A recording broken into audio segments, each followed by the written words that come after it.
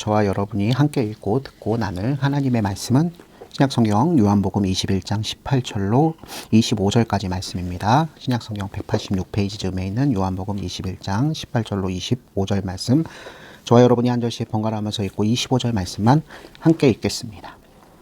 하나님의 말씀을 들으십시오. 요한복음 21장 18절. 내가 진실로 진실로 내게 이르노니 내가 젊어서는 스스로 띠띠고 원하는 곳으로 다녔거니와 늙어서는 내 팔을 벌리리니 남이 내게 띠띠우고 원하지 아니하는 곳으로 데려가리라. 다 함께. 예수께서 행하신 일이 이 외에도 많으니 만일 낱낱이 기록된다면 이 세상이라도 이 기록된 책을 두기에 부족한 줄 아노라. 아멘. 우리는 지난 시간 예수님께서 베드로와 나머지 6제자, 즉 갈릴리 7제자를 다시 찾아오신 장면을 목격하였습니다. 베드로를 비롯해서 나머지 제자들은 모두 주님의 부활하심을 2번이나 목격하고 갈릴리 고향 땅으로 돌아가서 예수님을 다시 만나기를 고대하고 있었습니다. 그러나 예수님께서는 쉽사리 다시 나타나시지 않으셨고 저들은 예수님께 성령과 또 사명을 받았기에 선교의 사명을 수행하기 위해서 많은 것을 고심하기 시작했습니다. 그래서 그중 7제자 중 머리 되는 베드로가 과거 어부로서 큰 돈을 벌었던 사람이잖아요. 자신의 기술과 자신의 재주를 사용해서 복음을 전하기 위한 경비를 마련하려고 이 물고기 잡는 일에 앞장을 서게 됐을 때 나머지 6제자도 찬동하게 되었었죠. 이 부분이 마냥 세상으로만 돌아가려고 하는 옛사람의 성품으로 다시 돌아가려고 하는 장면으로 보기에는 그렇게 녹록하지 않습니다. 사실 베드로를 비롯한 주의 제자들은 예수님의 뜻을 받들어서 살고 싶은 마음이 있죠. 그러나 그 마음을 실행하는 방편에 있어서 예수님께서는 가르쳐주고 싶으신 것이 있으셨습니다. 밤새 자신들이 평생 물고기를 잡아왔던 디베랴 바다, 즉 갈릴리 호숫가에서 물고기를 잡기 위해서 이렇게도 저렇게도 애를 써봤지만 단 한 마리도 잡지 못하고 결국 실망할 때 새벽 미명에 갈릴리 호숫가에서 어떤 한 사람이 얘들아 물고기를 잡았는가 하는 그 목소리가 들려왔을 때 베드로를 비롯한 나머지 6제자는 그 사람의 목소리를 듣고 그를 쳐다봤습니다. 그리고 그가 내리는 명령, 그물을 오른쪽으로 내려보라 라는 말씀을 듣고, 사실 전문가이기 때문에 누구보다도 갈릴리 바닷가에는 밤새 물고기가 잡히지 새벽과 아침에는 물고기를 단 한 마리도 잡을 수 없다는 사실 잘 알고 있기 때문에 자신을 향해서 들려오는 그 목소리를 듣고 거절하거나 무시하거나 아니면 조롱할 수 있었는데 심령 깊은 곳에서 하나님께서 은혜를 주신 것이죠. 과거 사실 베드로가 처음 예수님을 만났을 때도 비슷한 장면이 나타났었잖아요. 그래서 오른쪽으로 그물을 던지라는 그 말씀을 듣고 그물을 오른쪽으로 내렸더니 실제로 이 물고기들 전부 다 밤새 물속에서 논일면서 잡히는 것인데 아침에는 다 잠자러 다른 곳으로 갈 곳이 너무 분명했는데 웬걸요 물고기가 그물을 찢어질 정도로 잡히는 것입니다. 놀라운 일이 발생됐을 때 그 베드로를 비롯한 나머지 6제자 중에 특별히 막내되는 요한이 자신들에게 그물을 오른쪽으로 내리라고 말씀하신 분이 예수님인 것을 알아채고는 그 형 되는 베드로에게 주님입니다 라고 얘기했을 때 베드로는 띠를 띠고 있던 옷을 다 입은 채로 급히 주님을 향해서 가기 위해서 헤엄쳐 나가기 시작했고 나머지 제자들은 배를 끌고 육지의 무태에 다시 올라왔을 때 예수님께서는 이 제자들을 위해서 아침상을 차려 놓으셨습니다. 우리 예수님께서는 이 베드로를 비롯한 나머지 제자들이 자신을 배반하고 배신하고 먼 곳으로 돌아갔기에 주님의 사명 맡은 자로서 복음 들고 산을 들고 가는데 큰 부담감을 가지고 있다는 사실을 누구보다도 잘 알고 계셨기 때문에 배신당하셨던 그분이 오히려 배신하는 사람들을 끝까지 사랑함으로 그를 찾아와서 용서하시려고 하는, 화목을 주시려고 하시는 그 장면을 이 식사의 장면을 통해서 연출하시는 것입니다. 그 누구도 자신의 앞에 있는 분이 주님인 것을 모르는 사람이 없는 채로 입을 다물고 주시는 음식을 먹을 뿐이었습니다. 우리 예수님께서는 주인이시고 하나님이신데 마치 집안의 가정에 가장 사랑이 넘치는 엄마처럼 음식도 하고 음식도 손수 서빙하는, 여러분 이 음식 시중 드는 것이 이게 사랑의 상징이에요. 요즘 시대는 이 음식 서빙하기 싫어서 음식 시중 들기 싫어서 배달 음식 문화가 그렇게 발전하는 것 같은데 사랑하는 사람을 위해서 음식을 만들고 조리하고 차리고 부족한 것을 채워주기 위해서 주변을 살피면서 자신의 배가 불러온다고 하는 그 엄마의 마음을 우리는 조금이라도 알잖아요. 그래서 세상 사람들조차도 자신들이 외롭고 힘들고 세상 일에 지쳐서 넘어졌을 때 그 엄마의 밥상이 그리워진다고 얘기하는 것들이 지금 우리가 보고 있는 이 요한복음 21장의 장면과 매치가 되고 있다는 사실을 여러분 꼭 기억하십시오. 예수님의 제자들에게 가장 필요한 가르침은 예수님을 사랑해서 복음을 전할 때 우리가 실수할 수 있다는 것입니다.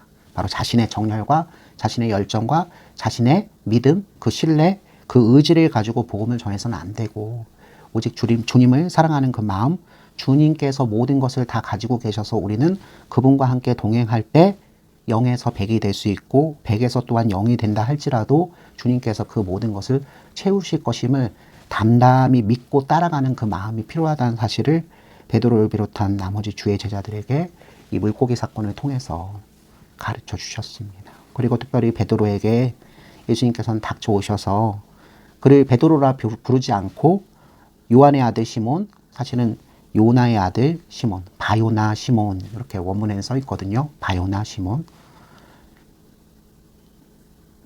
베드로는 예수님께서 주신 이름이에요. 중생을 체험해서 단단한 기저 바위가 되어서 그 가운데 교회가 세워지게 할 것임을 암시하시는 사랑의 이름이었잖아요. 그런데 옛사람의 성품 그대로 그 열정과 그 의지와 자기 기질을 가지고 복음을 전하려고 하는 베드로를 상징하는 과거의 옛사람의 성품을 대변하는 요한의 아들 시몬아. 하나님 아버지께서 지어주신 이름이 아니라 육의 아버지인 요한이 이 베드로에게 지어준 그 시몬이라는 이름으로 부르면서 예수님께서 다가오십니다. 그 이유가 무엇인지 저번 주에 충분히 말씀드렸죠.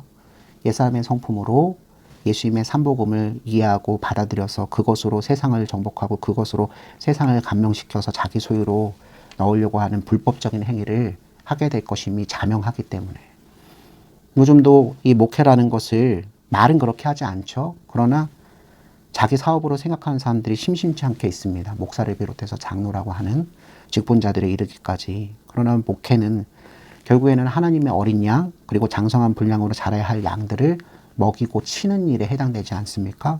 그 먹이는 것이 무엇인지가 참 중요합니다. 먹이는 것은 세상의 것이 아니라 하늘의 징계한 것, 즉 예수 그리스도의 입에서부터 나오는 말씀과 예수 그리스도의 손과 발에서부터 나오는 그 사랑을 먹고 자라야 이 양들이 장성한 분량에 이르게 되고 그 장성한 분량에 이른 양들은 때가 되면 바로 이 예수님처럼 목자장이신 예수님의 사명을 받아서 또 다른 목자로 세상에 나아가 어린 양들을 먹이고 치는 역할을 감당해야 합니다.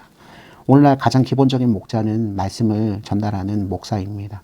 그러나 그 목사를 통해서 하나님의 말씀을 먹고 마시며 성령의 감화 감동을 받은 모든 하나님의 사람들은 사실 어린 양에서 양으로 장성하면서 또 다른 목자로서 준비돼 가고 있는 것입니다. 여러분들이 바로 목자죠.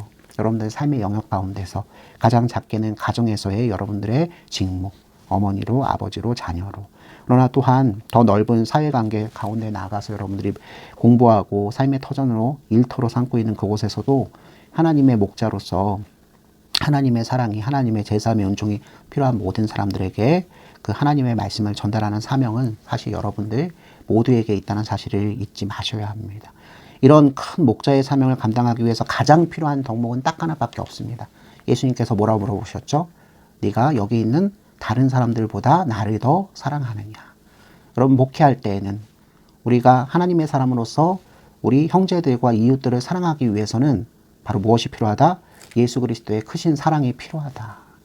주님을 사랑하는 그 마음이 필요하다. 그러나 이 주님의 사랑하는 그 마음은 전제 조건이 있어요. 먼저 누가 사랑해 주신다는 사실을 깊이 깨닫는 자, 우리 베드로처럼 3번이나 예수님 보는 가운데서 부인하고 도망쳤지만 그 예수님께서는 베드로를 너무나 사랑하셔서 용서하시며 다시 고쳐 쓰시며 새 사람 되게 하시며 사도로서 파송하시기 위해서 이렇게 직접 닥쳐오신 그 예수님의 깊으신 사랑을 받은 흔적이 있는 사람이 돼야 된다는 것이죠. 그 일은 우리가 하는 것이 아닙니다.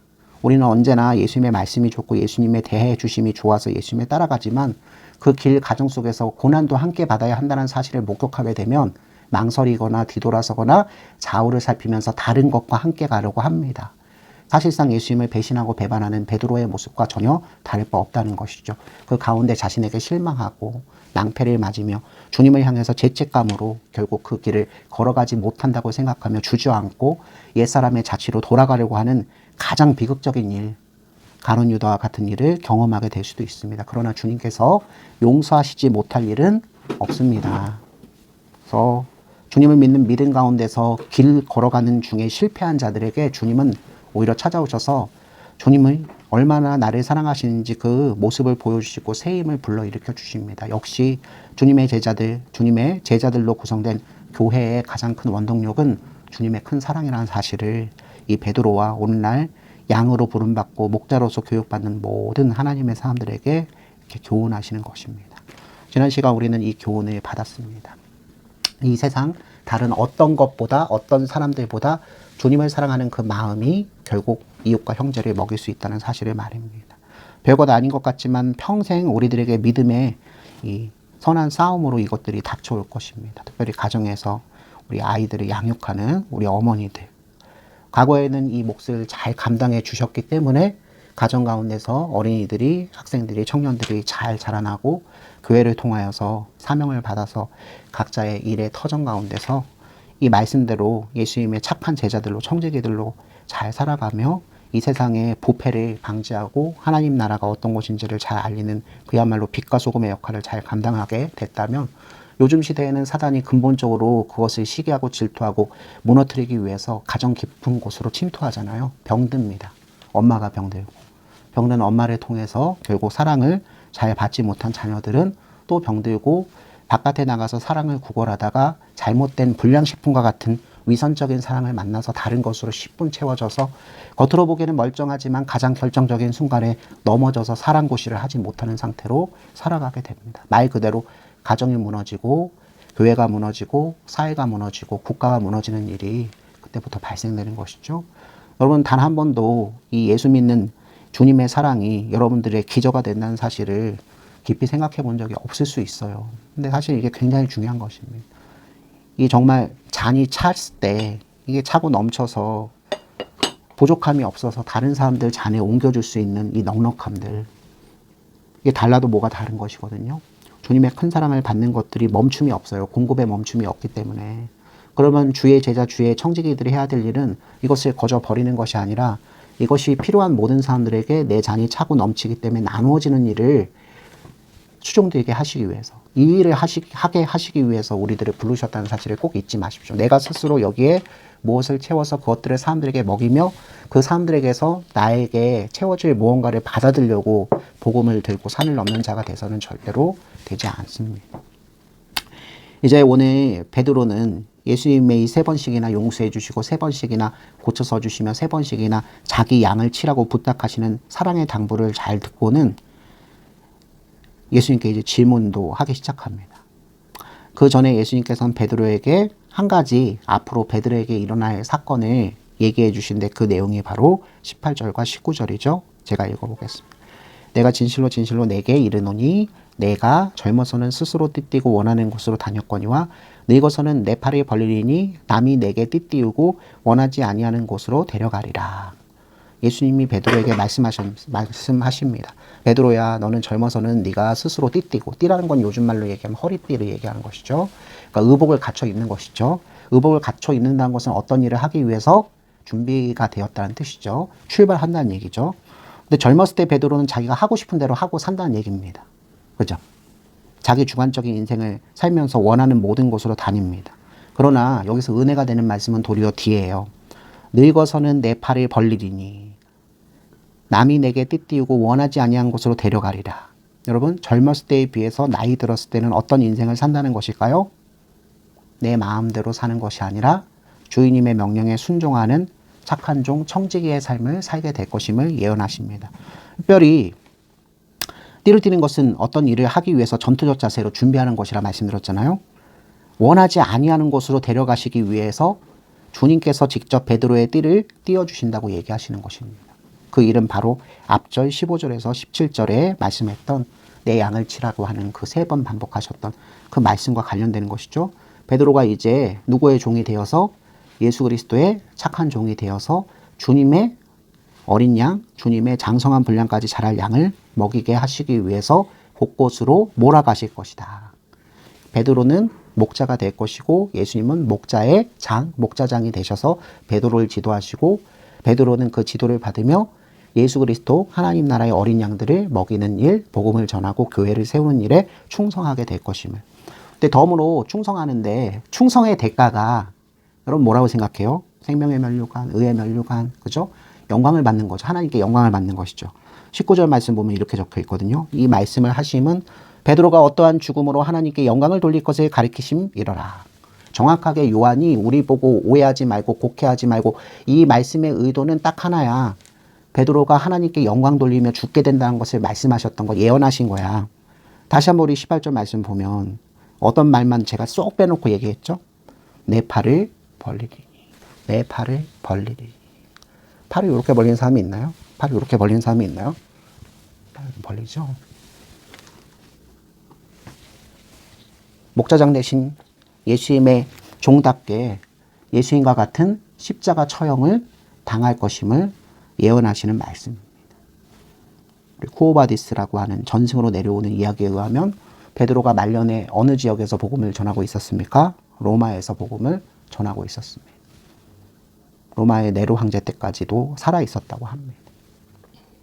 박해가 심해지고 그 복음을 전하는 대장되는 베드로를 잡아들이기 위해 수단과 방법을 가리지 않는 것을 베드로를 사랑하는 베드로에 의해서 전도받은 성도들과 교회가 베드로를 피신하게 하기 위해서 떠나게 했죠. 근데 베드로는 과거 주님을 3번씩이나 부인하셨지만 주님이 찾아오셔서 내 양을 먹이고 치라고 하셨던 그 말씀을 기억하면서 다시 도망가는 길에서 로마로 돌아갑니다.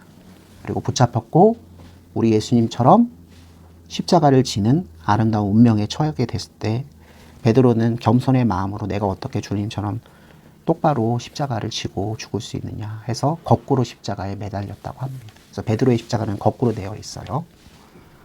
바로 그 예언의 말씀이 지금 18절과 19절에 기록되어 있는 것입니다.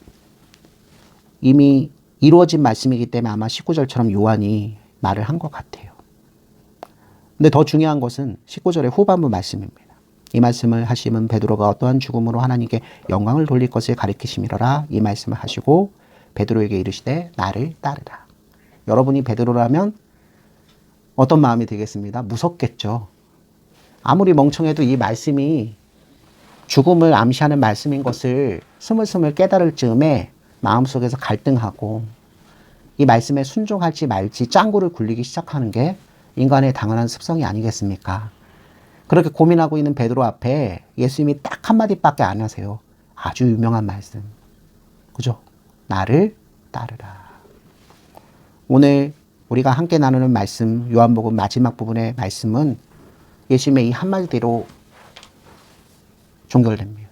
여기 이 자리에 앉아있는 예배드리는 모든 하나님의 백성들이여 나를 따르라. 나를 따르라의 종착점은 무엇이다? 하나님께 영광을 돌리는 것이죠.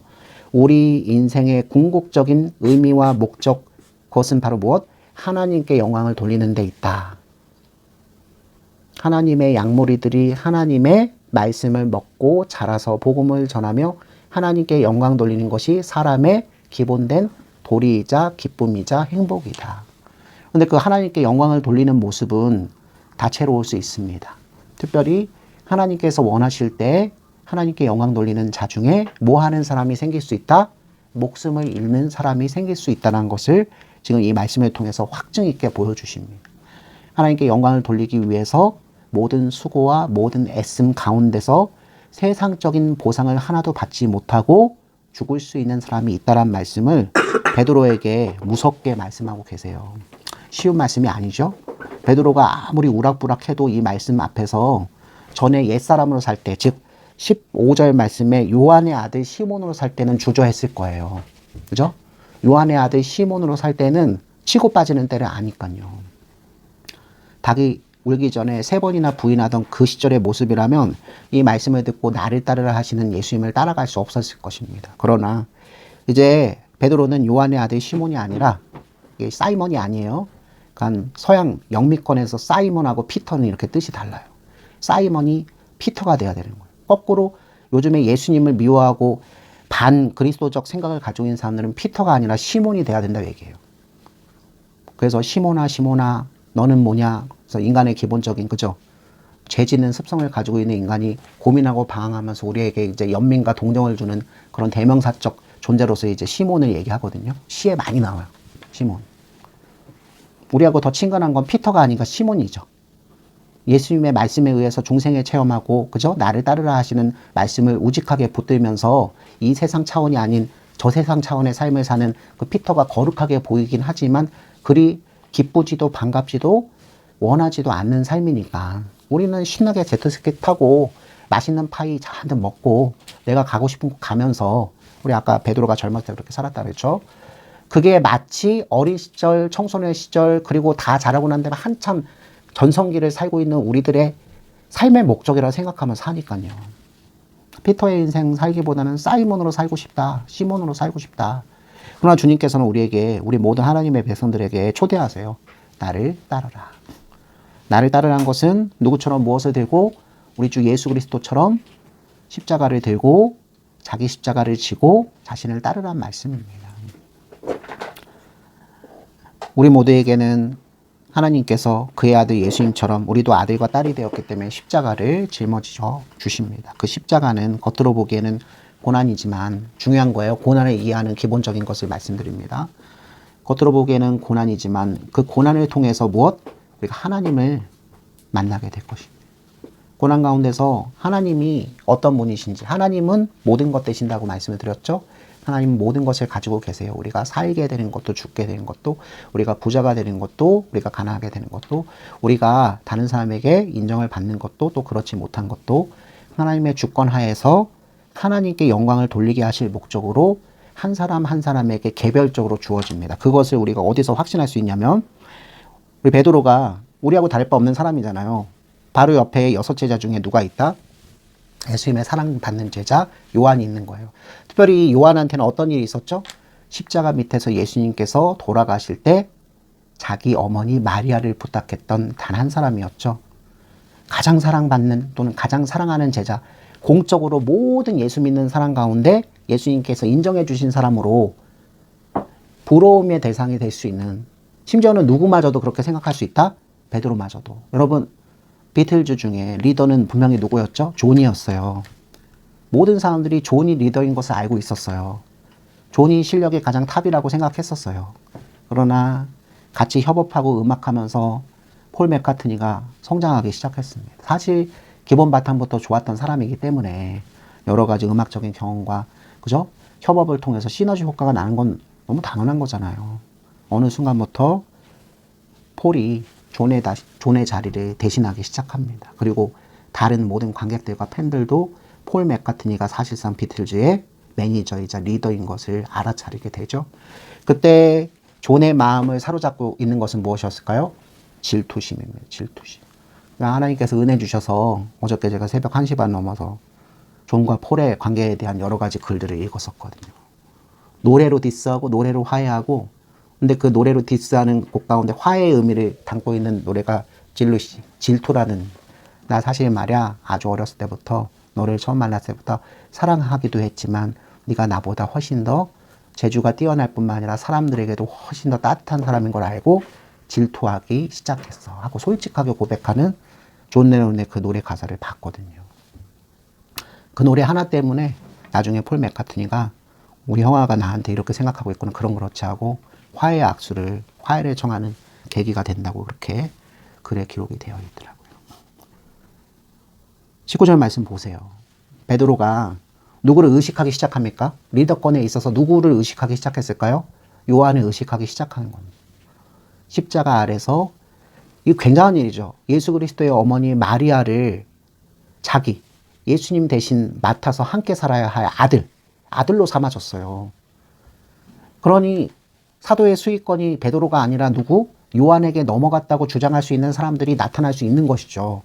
심지어는 베드로와 요한이 둘 다 복음을 전하는 일을 하게 되면 두 사람 간의 관계에서 잘못될 확률이 지금 높아져요. 베드로가 조심스럽게 예수님한테 물어보기 시작합니다. 주님, 저는 늙어서 남에 의해서 띠를 띠고 원하지 않는 곳에 가서 팔을 벌리며 순교하며 하나님께 영광을 돌리는 그 운명을 저한테 허락하신다면 저기 저 사랑받는 제자, 참 묘사도 잘했죠. 20절부터 21절 제가 읽어볼게요. 베드로가 돌이켜 예수께서 사랑하시는 그 제자가 따르는 것을 보니, 하필 그 장면이죠. 그는 만찬석에서 예수의 품에 의지하여 주님을 파는 자가 누구니까 묻던 자더라. 마가의 다락방에서 만찬하고 그죠, 가룟 유다 배신자가 누구인지를 묻는 예수님의 품에 안겨서 묻던 요한. 이게 좋은 의미로 보입니까? 이게 좋은 의미로 보여요. 20절이. 하필이면 요한이 베드로가 어떤 생각을 하면서 자기의 앞날을 어떻게 되는지 예수님께 물어봤는가. 예수님 품에 안겨서 철없이 예수님 누가 우리 중에 예수님을 팔자입니까? 물어봤던. 제가 아까 분명히 말씀드렸죠. 사도의 수익권이 사도의 리더권이 베드로는 이미 주님을 3번이나 배신하고 사람들이 모두 다 알잖아요. 하필이면 자기 열정을 가지고 주님을 따르겠다고 한 부분에서 크게 실패해서 이제 그 명성에 흠집이 나고 어딜 가도 그 얘기를 하면서 손가락질 하는 사람이 나타날 수 있잖아요. 저 베드로 예수님이 재판받을 때 3번이나 부인하고 자기 살겠다고 도망쳤던 거기에 비해서 저 요한은 끝까지 누구 곁을 지키며 예수님 곁을 지키며 예수님의 어머니 마리아를 맡는 자, 예수님을 대신해서 아들로 인정받은 자 하고 끝까지 비교하는 사람들의 무리 가운데서 살아가야 되잖아요. 어려운 일이에요. 베드로서는 그게 자기 십자가 중에 가장 무거운 짐이 될 수도 있는 거예요. 또 베드로는 솔직해서 주님에게 물어봅니다. 우리 주님은 사실 사람의 마음속을 다 샅샅이 헤아려 아시는 분이시잖아요. 그래서 베드로에게 충분한 대답을 해주세요. 21절. 이에 베드로가 즉 요한복음을 쓴 자 자기를 객관화 제3자화 시키는 거죠. 나 요한이를 보고 예수께 여짜오되 주님 이 사람 요한은 어떻게 되겠사옵니까? 제가 원하지 않는 곳에 가서 주님의 명령에 의해서 팔을 벌리며 십자가 위에서 거꾸로 죽으며 하나님께 영광을 돌린다면 주님 궁금해요. 이 가장 어린 제자, 가장 사랑받는 제자 요한이는 어떻게 그 끝이 마감지어지는지 궁금합니다. 이게 사람의 습성이죠. 주님 저한테는 그렇게 무거운 짐을 주셨고 저 사람은 어때요? 제가 리더고 쟤는 제 꼬봉이었잖아요. 꼬봉인데 지금 저는 도망치고 쟤는 주님 곁에 남아서 주님의 어머니를 맡은 자 돼서 사람들한테 신망의 대상이 되고 쟤는 그러면 우리가 이해를 그렇게 할 수 있잖아요. 베드로는 내가 3번 배신했던 것이 있기 때문에 주님이 나한테 양을 치라 하시고 양을 먹이라 하시고 목회의 사명은 주셨지만 내가 어디 위해서 십자가 위에서 거꾸로 죽게 하시는구나. 인간적인 마음으로 아직 그죠? 그렇게 생각할 수 있죠. 거기에 비해서 베드로가 이제 열등감에 휩싸여서 저 요한이는 끝까지 예수님을 따라갔으니까 그것과 대비되는 운명이 있을 것이라 자기 안에서 생각할 수 있죠. 예를 들면 어떤 것이죠? 뒤에 나오지만 베드로는 나이 들어서 그죠? 십자가 위에서 거꾸로 못 박혀 죽는 일을 겪는다면 요한이는 어떻게 된다? 복음을 전하면 전할수록 사람들에게 사랑을 많이 받고 절대로 죽지 않는 일을 겪지 않을까라는 마음이 생길 수 있잖아요. 어느 쪽이든 하나님의 주권에 의해서 일어날 수 있다는 사실은 우리가 기억해야 합니다. 이 사실을 기억해야 우리가 형제 자매들과 합력하여 선을 이룰 수가 있어요. 이 잔의 모양과 이 크기는 다를 수 있어요. 여기에 채워지는 건 주님의 사랑이기는 마찬가지지만 잔이 만들어진 재질도 다를 수 있고 크리스탈로 만들어질 수도 있고 흙으로 만들어질 수도 있고 태어날 때 어떤 신분으로 태어나는가를 말씀을 드리는 거죠. 기어이 흙잔이긴 하지만 또 요 잔의 부피 즉 용량도 다를 수 있잖아요. 누군가는 정말 복음에 올인해서 또 하나님께서 주신 달란트가 충만해서 입고 먹고 마시고의 문제도 잘 해결하면서 심지어 2사람 목, 3사람 목까지 해가며 우리 목사님들 중에도 그런 분들 있거든요. 이 저술의 능력이 뛰어나고 달변의 능력이 뛰어나서 강연에 말씀 전하는 자리에 자꾸 부름받고 책 쓰는 자리에 자꾸 부름받아서 그거에 의해서 인세가 강연비가 쌓여가지고 더 많은 사람들의 헌금함으로 이제 교회가 세워지기보다는 그분들의 능력을 겉으로 보기에는 그래서 이거를 시기하고 질투하는 동료 또는 같이 졸업한 동기 목사님들도 사실 생길 수 있을 만큼 아주 뛰어난 말씀만 잘 전하는 게 아니라 교회에 필요한 물질까지도 잘 쌓이게 하는 정말 뭐 팔방미인 같은. 근데 거기에 비해서 말도 잘 못해. 그죠? 설교문 하나 쓰려면 3시간, 4시간 걸리는데 그래 봤자 듣는 사람은 한두 사람이야. 자기 스스로 생각해도 목회에 대한 그쵸? 기술도 없고 사명도 부족한 것 같고 포기해야 될 것 같은 그런 열폭감에 휩싸인 사람들이 생기잖아요. 이게 훨씬 더 중요하다는 얘기예요. 이 질투심. 그리고 거꾸로 얘기하면 질투심도 무섭지만 그와는 정반대편에서 완전하게 된 사람들이 항상 넘어질 수 있는 교만함. 베드로는 질투심에 사로잡혀서 하나님의 아름다운 사명 양을 치는 문제에서 그죠? 넘어질 수 있고요. 사도 요한은 거꾸로 주님의 충만한 사랑을 받은 바 되어서 사람들에게도 인정받고 사람들에게도 사랑받으면서 점점 그 위치가 높아지다 보면 뭐 할 수 있다? 주님을 앞에 두고도 알아보지 못하는 교만함에 그죠? 사로잡혀서 넘어지기는 마찬가지죠. 어느 쪽이든 주님의 복음을 들고 가는 아름다운 인생을 살면서도 넘어질 수 있다는 거예요. 예수님은 베드로가 질문한 마음의 동기를 아셨던 것이죠. 그래서 다음과 같이 대답하십니다. 22절 예수께서 이르시되 내가 올 때까지 재림의 때를 말씀하시는 거죠. 그를 머물게 하고자 할지라도 네가 무슨 상관이냐? 한마디로 하나님의 주권대로 이루어질 것인데 하나님의 백성이라고 하는 자들 양무리는 하나님의 주권을 침해해서는 안 된다. 그 결정권, 그 수익권은 예수님께 있다. 심지어 실제로 그렇게 하려고 하는 것이 아니라 보충 설명이 어디 돼 있죠? 23절 이 말씀이 형제들에게 나가서 그 제자는 죽지 아니하겠다. 유언비어가 떠돈 거예요. 예수님은 그런 의미로 말씀하신 게 아니잖아요. 여기 아예 써 있어요.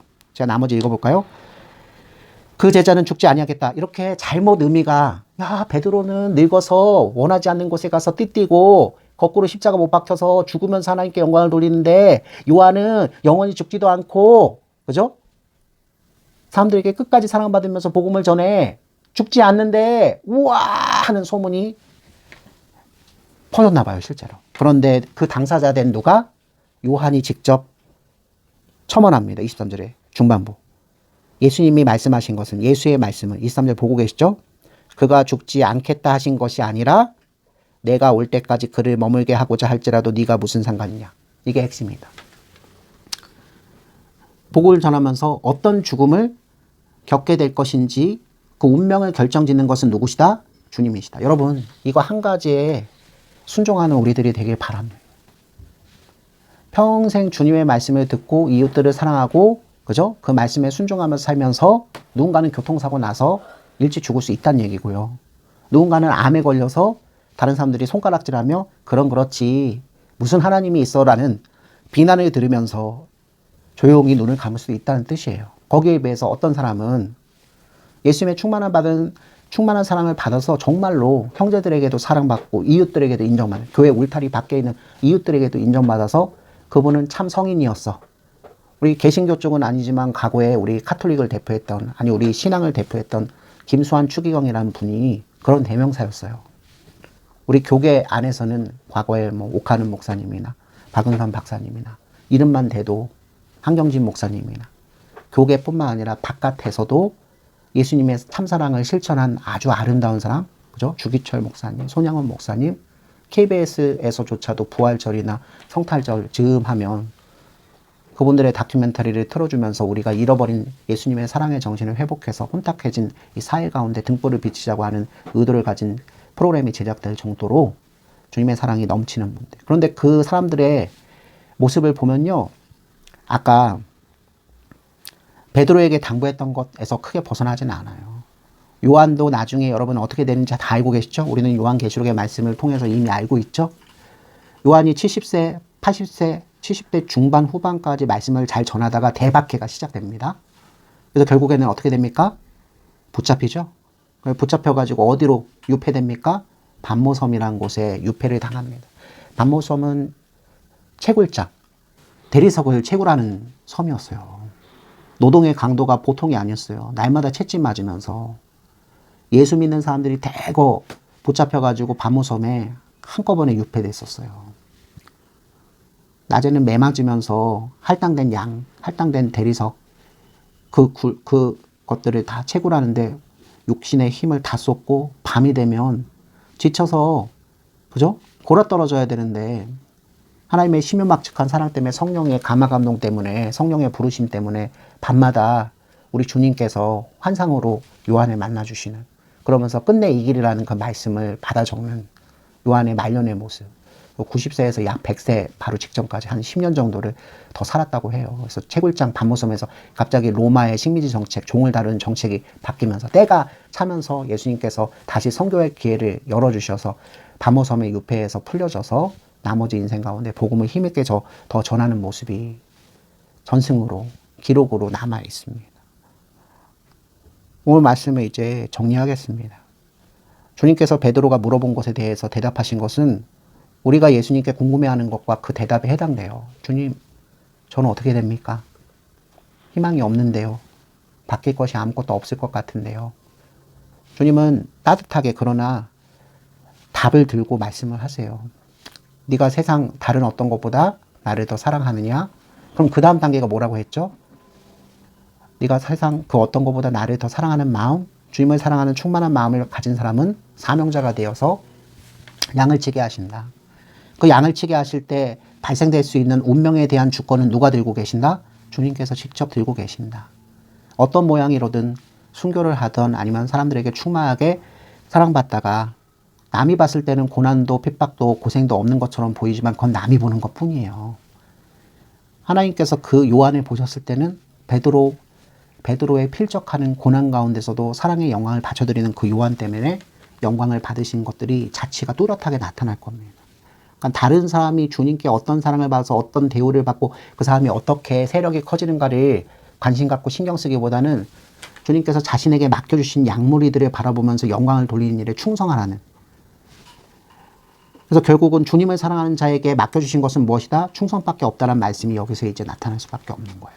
그래서 우리는 다시 어떤 말씀으로 돌아갑니까? 19절 말씀의 끝부분. 이 말씀을 하시면 베드로가 어떠한 죽음으로 하나님께 영광을 돌릴 것을 가리키심이라. 이 말씀을 하시고 베드로에게 이르시되 나를 따르라. 베드로야, 지금 보니까 요한은 끝까지 내 곁에 지켜서 내 어머니 마리아를 맡겨드리는 영광까지 가졌으니 너보다 훨씬 더 나은 운명으로 하나님께 영광을 바쳐드릴 것으로 생각돼서 네가 나한테 그런 질문을 하는 것 같은데, 요한이나 너나 똑같이 나를 사랑하는 마음으로 하나님께 충성하며 복음을 전하며 어린 양을 먹이며 영광을 바쳐드리기는 마찬가지야. 겉으로 보기에는 누군가가 더 영광스러운 모습을 살 수도 있고 누군가는 굉장히 초라한 모습으로 마감지어질 수도 있지만 그 마음의 중심에서 이 세상 그 어떤 것보다 나를 더 사랑하는 자에게는 목회의 사명을 주시고 그 목회의 사명에 합당한 성령의 능력을 주시고 충성된 사랑의 마음을 더하셔서 네가 영광을 바칠 수 있게끔 내가 항상 동행할 것이니 너는 다른 생각을 하지 말고 무엇하라? 나를 믿고 나를 따르라. 나를 따르라. 누가 하는 말씀이죠? 보통 일반 세상 가운데서 나를 따르라. 누가 하는 얘기죠? 지도자가 하는 얘기죠? 그럼 잘 생각하셔야 돼요. 우리 모두 다 무엇이 되길 원합니까? 사실은 주권자가 되길 원하죠. 한마디로 왕이 되길 원합니다. 무엇에 있어서는? 내 삶에 있어서만큼은 말입니다. 내 인생에 있어서만큼은 주도하는 자, 주권을 가진 자가 내가 되어야 한다고 생각하는 우리는 그런 현대의 인문학 교육을 받았어요. 그런데 성경을 통해서 성령의 감화 감동을 받는 예수 믿는 사람에게 이제 주도권 싸움을 예수님께서 걸어오십니다. 이건요, 말씀을 선포하는 목사에 의해서 강요되고 강제될 수 있는 일은 아닙니다. 왜냐면 저도 베드로와 요한처럼 양무리를 치라고, 그죠? 양무리를 치면서 너는 나를 따르라고 말씀을 들은 대표적인 한 사람에 불과하기 때문이에요. 근데 여러분에게 이 말씀들이 전달됐을 때 이제 여러분 마음속에서 이제 싸움이 시작됩니다. 주님께서 여러분에게도 똑같은 질문을 해오실 겁니다. 나를 따르라. 나를 따르라 해서 제일 중요한 건 여전히 요한복음 21장 15절로 17절에서 전제했던 그 말씀들이에요. 네가 이 세상 그 어떤 사람들, 그 어떤 것보다 나를 더 사랑하는 마음이 있는가를 확인하셔야 합니다. 그리고 만약 그 마음이 없다면 주님께 구하셔야 돼요. 하나님이 모든 것을 다 가지고 계시고 우리는 아무것도 없다는 사실을 냉정하게 인정하는 여러분들이 되시기를 바랍니다. 그래서 주님께서 다 들고 계시기 때문에 주님께서 앞장서시면 어떤 일이 벌어지냐면 주님도 만족하시고 나도 만족하며 이웃도 만족하는 일이 벌어질 것이요. 내가 조금이라도 내 생각과 내 열심과 내 의지와 우리 베드로를 비롯한 갈릴리 7 제자들이 했던 것처럼 자기의 전문적인 것으로 이것을 대체하려고 하면 절대로 하나님의 뜻대로 맺어지는 아름다운 그 사랑의 열매는 맺어지지 않게 될 것입니다. 이제 오늘 말씀을 정리하겠습니다. 바로 24절과 25절 말씀인데요. 요한이 요한복음서를 마감하면서 이렇게 첨언합니다. 이 일들은 크게 무엇과 무엇이죠? 예수 그리스도의 섭리하심과 예수 그리스도의 말씀하심이죠. 다르게 얘기하면 이 일들의 핵심은 무엇이죠? 십자가에서 죽으시고 3일 만에 부활하신 단 하나의 가장 중요한 표적을 행하신 예수님의 일이죠. 그렇습니까? 우리 바로 20장에서도 적혀 있었죠. 20장 30절에서 31절. 예수께서 제자들 앞에서 이 책에 기록되지 아니한 다른 표적도 많이 행하셨으나 오직 이것을 기록함은 너희로 예수께서 하나님의 아들 그리스도이심을 믿게 하려 함이요 또 너희로 믿고 그 이름을 힘입어 생명 즉 영생을 얻게 하려 하심이라. 누구처럼? 베드로처럼. 누구처럼? 요한처럼. 그리고 마지막 20장을 장식하는 현대 합리적 의심을 하는 인간 군상 현대인을 대표하는 누구? 도마처럼. 마찬가지로 이 21장 24절도 그 말씀과 같은 의미에서 이 말씀이 나와요. 이 일들을 증언하고 이 일들을 기록한 제자가 이 사람이라. 요한이 자기 자신을 드러내는 것이죠. 근데 무엇으로 드러내고 있죠? 요한은 누구하고 한 지체를 이루어서 그리스도 안에서 연합한 누구? 베드로, 그리고 나머지 갈릴리 어부, 그리고 갈릴리 태생이 아닌 다른 사도들과 한 몸, 그리고 그들의 입술을 통해서 그들의 사랑의 행함을 통해서 예수님을 만나게 된 또 다른 이름 모르는 제자들로 구성된 그 당시의 교회와 초대교회라 그러죠. 그리고 초대교회를 통해서 하나님의 말씀이 사도적 전승으로 받아서 그 말씀대로 다시 성령께서 세우시는 이 세상 모든 곳에 있는 모든 교회들. 이걸 우리예요, 우리. 근데 특별히 24절의 말씀은 좀 축소해서 나 요한은 누구와 함께? 베드로를 비롯한 나머지 11사도와 함께 무엇이? 예수 그리스도께서 하신 말씀과 그의 표적이 참되다라는 것을 전하는 증인이 되었다라고 얘기합니다. 그래서 뭐라고 적혀 있어요? 우리는 그의 증언이 참된 줄 아노라. 그러면 사도가 이렇게 중요해요. 실제로 예수님 곁에서 먹고 있고 마시고 표적을 일으키시고 표적에 합당한 하나님 말씀을 부어주시고 십자가에 죽으시고 3일 만에 부활하셔서 평강과 기쁨을 주시고 성령을 주시면서 사명을 주신 그 예수님, 그 용서함을 통해서 영원한 사랑의 회복을 하며 같은 길을 걷게 하신 그 예수님의 무엇이 된다? 증인이 되었다. 오늘도 마찬가지죠. 우리 예수 믿는 사람 중에 아들의 이름을 증인이라고 짓는 사람들이 꽤 있는 것으로 알아요. 참 의미가 깊은 것이죠. 요한복음의 맨 마지막에서 우리한테 당부하는 건 예수님이 나를 따르라. 맨 처음부터 가면은 일단 무엇? 양을 먹이라. 양을 치라. 그 다음은 나를 따르라. 마지막은 나의 증인이 되라. 오늘 이 세 가지 말씀으로 깊이 숙고하고 묵상하면서 내가 지금껏 그렇게 살아왔는가? 그리고 앞으로도 그러한 삶을 살기로 인도함을 받기 원하는가? 그리고 앞으로도 그러한 삶 가운데서 내가 주님의 착한 청지기 종으로서 나에게 맡겨주신 것, 맡겨주신 것을 해내기 위해서 필요한 것들을 간구하며 주님 앞에 무시로 기도하는 우리 모든 한 사람 한 사람 되기를 주님의 이름으로 축원합니다. 25절에서 이렇게 마무리 짓습니다. 내가 여기 요한복음 21장을 통해서 참 많은 것을 적었다. 그러나 예수님께서 행하신 일은 이것보다도 훨씬 많다. 만약 낱낱이 그거 하나하나를 다 기록한다면 이 세상이라도 기록된 책을 2개에 부족할 정도다. 한마디로 저를 보세요. 무엇이 충만하다는 것일까요? 예수님에 대한 기록이 충만하다는 것이죠. 예수님에 대한 기록과 기억은 다 무엇이죠? 예수님의 사람을 사랑하셨던 일들, 예수님이 한 사람 한 사람을 주셨던 말씀이 너무 많아서 기록해서 다 전할 수 없을 만큼 충만하다. 과거에도, 현재에도, 미래에도. 매일마다 놀라운 일을 발견해요. 믿음의 형제된 한 번도 눈으로 본 적이 없는 지금을 사는 사람이 아닌 300년 전, 400년 전을 사는 우리 믿음의 선진들이 말씀 한 구절을 들고 깊이 묵상하며 성령과 대화하면서 그죠? 그 주님의 말씀을 대언해서 풀어놓은 강에서나 여러 가지 서적들을 보면서도 이것을 충분히 체감하거든요. 아버지와 아들께서는 성령을 통해서 오늘날도 하늘 보좌와 하늘 보좌 우편에 계시면서 우리를 바라보시면서 무선 통신하세요. 오직 기록된 성경을 우리가 읽고 듣고 이것 때문에 고심하고 이것 때문에 우리가 싸울 때 성령을 통해서 이것을 해석하시고 성령을 통해서 그 마음을 그대로 주시고 그 마음은 마음에서 끝나지 않고 능력으로 바뀌어서 여러분들 살아갈 때 그죠? 모든 것들을 형성하게 해주실 것을 믿습니다. 지난 1년 반 동안 우리 요한복음 말씀을 함께 나누었는데요. 요한복음의 결론은 이렇게 끝이 납니다. 요한은 주님의 증인으로 그 증거가 차고도 넘치지만 이 정도만 해도 충분하잖아요.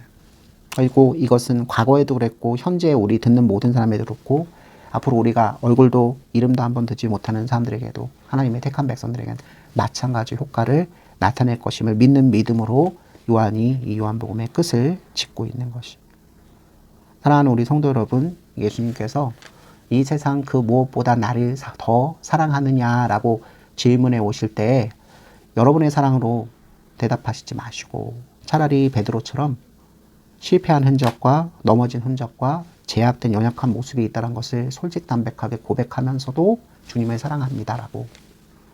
내가 이렇게 주님을 없이 여기고 주님이 받는 십자가 고난이 두려워서 제가 뒷거리를 친 적도 있는데 그럼에도 불구하고 주님 나를 이렇게 무시무시하게 사랑해 주시니 제가 너무나 감사하고 기쁘지만 주님과 같은 길을 걸어가기에는 너무 부족한 사람 아닙니까 하고 그렇게 눈물 지으면서 엎드러지는 여러분들이 되기를 주님의 이름으로 축원합니다.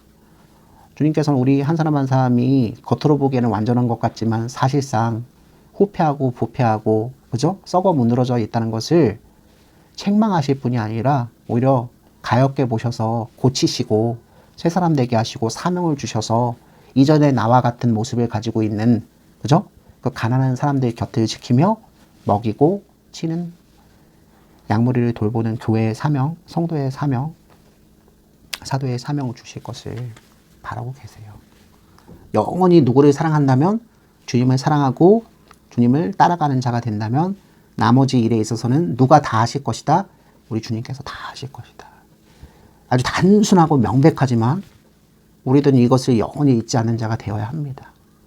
우리 눈 앞 가운데 내가 원하지 않는 우리가 열심히 한 것에 비해서 너무나 초라한 일, 너무나 비참한 일이 벌어질 때조차도 하나님은 선하시기에 내가 이 과정이 필요하다는 것을 겸허하게 인정하면서 이 뒷자리 가운데는 이 다음 자리 가운데서는 하나님께서 영광 받으시고 나도 그것을 이해해서 절대 슬프지 않고 빈곤하지 않고 이 베드로처럼 요한처럼 자신에게 맡겨주신 그 삶의 운명을 잘 이해할 수 있는 지경에까지 이르게 하실 그 예수님을 사모하는 삶을 살기를 우리 모두 바라고 기도하면서 살기를 원합니다. 축도하겠습니다. 이제는 우리 주 예수 그리스도의 은혜와 하나님의 높고도 진실하신 사랑하심과 성령 하나님의 내주하심과 조명하심과 충만하여 주심이 오늘 말씀을 듣고 이 세상 그 어떤 것보다 나를 더 사랑한다면 이제 내 양을 먹이고 치는 일에 충성하라. 그 충성하는 일은 결국 나를 따르고 나의 증인이 되는 일이라고 말씀하신 그 예수님의 사랑의 기쁜 말씀을 순복하며 받아들이는 우리 모든 하나님의 나라 백성들 머리 위에 그들의 일주일의 삶 가운데 이제로부터 영혼까지 항상 함께 계실지어다. 아멘.